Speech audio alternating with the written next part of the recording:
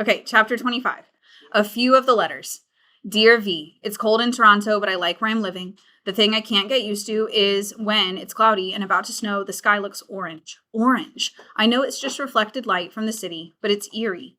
I've been going on long walks lately because after rent and the laundromat and groceries, I really can't afford transit. Found a penny shining in the gutter yesterday and decided it was a lucky charm. I'm taping it to this letter. Unnaturally shiny, right? For my 19th birthday last night, I went downtown to a dance club with a $5 cover charge.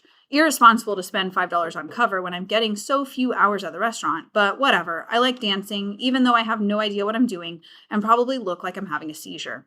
I walked home with my friend Clark, and he was talking about this experimental thing he'd seen where the actors wore giant papier-mâché masks, which sounded cool, but kind of pretentious.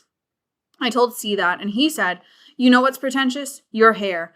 And he wasn't trying to be mean, but in the morning I made breakfast for one of my roommates in exchange for a haircut. And it's not bad, I think.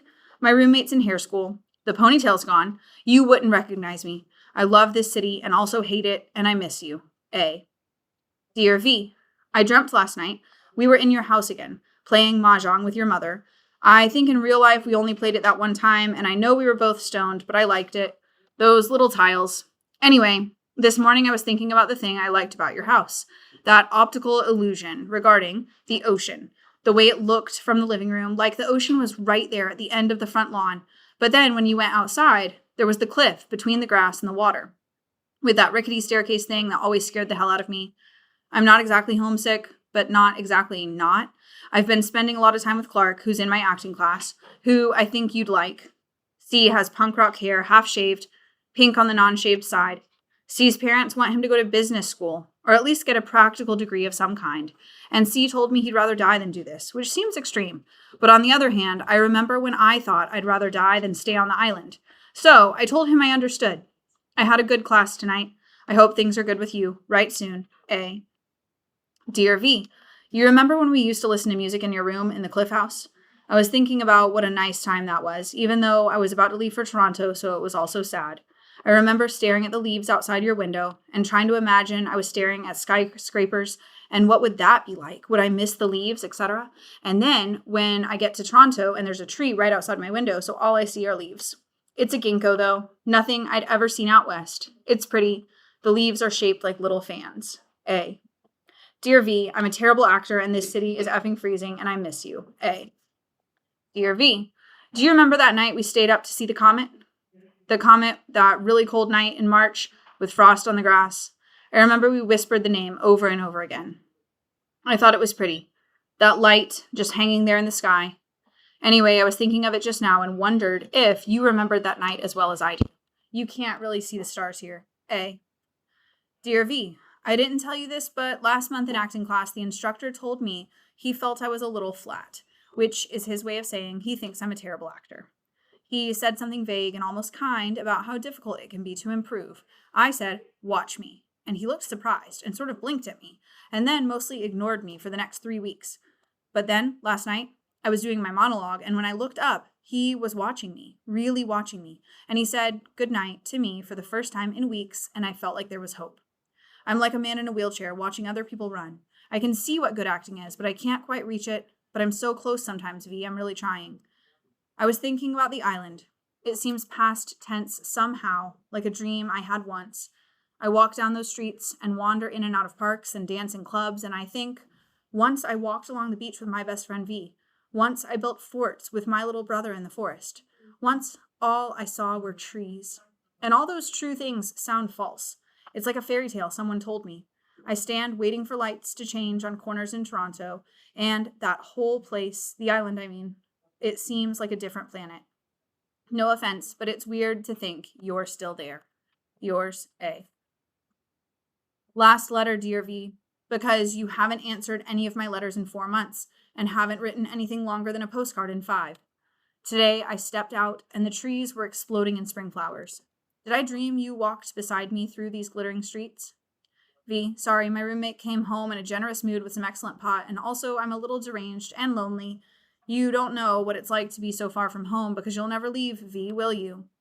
I was thinking earlier that to know this city, you must first become penniless, because pennilessness, real pennilessness, pennilessness. I mean, not having $2 for the subway forces you to walk everywhere, and you see the city best on foot. Anyway, I'm going to be an actor, and I'm going to be good. That's the important thing. I want to do something remarkable, but I don't know what. I told you that one of my roommates last night, or I told that to one of my roommates last night, and he laughed and called me young. But we're all getting older, and it's going so fast. I'm already 19. I'm thinking about auditioning for an acting program in New York. Something I've been thinking about, which will sound harsh, and I'm sorry. You said you'd always be my friend, but you're not actually, are you? I've only realized that recently. You don't have any interest in my life. This is going to seem bitter, but I don't mean it that way, V. I'm just stating a fact here. You'll only ever call me if I call you first. Have you noticed that? If I call and leave a message, you'll call me back, but you will never call me first. And I think that's kind of a horrible thing, V, when you're supposed to be someone's friend. I always come to you. You always say you're my friend, but you'll never come to me. And I think I have to stop listening to your words, V, and take stock instead in your actions. My friend C thinks my expectations of friendship are too high, but I don't think he's right. Take care, V. I'll miss you. A. V. It's been years, decades, since I've written, but I've thought of you often. It was good to see you at Christmas. I didn't know my mother was planning on inviting people over. She always does that when I'm there. I think to show me off in a way, even though if it had been up to her, I'd never have left the island and I'd be driving my father's snowplow. Awkward to be thrown into a room together, but wonderful to see you again and to talk to you a little after all this time. 4 kids. I can't imagine. It's been years since I've written to anyone, actually, not just you, and I confess I'm out of practice. But I have news, big news, and when it happened, you were the first one I wanted to tell. I'm getting married. It's very sudden. I didn't mention it at Christmas because I wasn't sure yet, but now I am, and it seems perfectly right.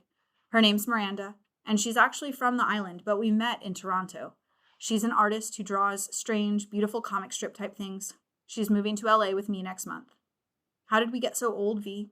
I remember building forts with you in the woods when we were 5. Can we be friends again? I've missed you terribly. A. Dear V, strange days. The feeling that one's life resembles a movie. I have such disorientation, V. I can't tell you. At unexpected moments, find myself thinking, how did I get here? How have I landed in this life? Because it seems like an improbable outcome. When I look back at the sequence of events, I know dozens of actors more talented than me who never made it. Have met someone and fallen in love. Elizabeth. She has such grace, beauty, but far more important than that, a kind of lightness that I didn't realize I'd been missing. She takes classes in art history when she isn't modeling or shooting films.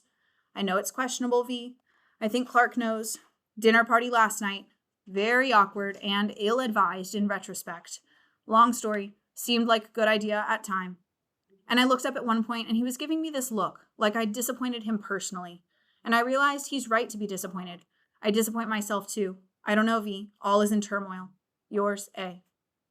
Dear V, Clark came over for dinner last night. First time in 6 months or so. Was nervous about seeing him, partly because I find him less interesting now than I did when we were both 19. Unkind of me to admit, but can't we be honest about how people change?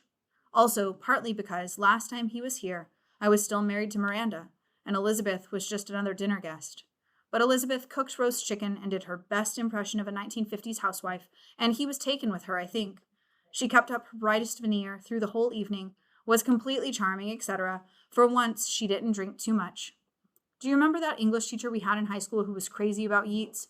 His enthusiasm sort of rubbed off on you, and I remember for a while you had a quote taped to your bedroom wall in the lake house, and lately I've been thinking about it. Love is like the lion's tooth. Yours, A.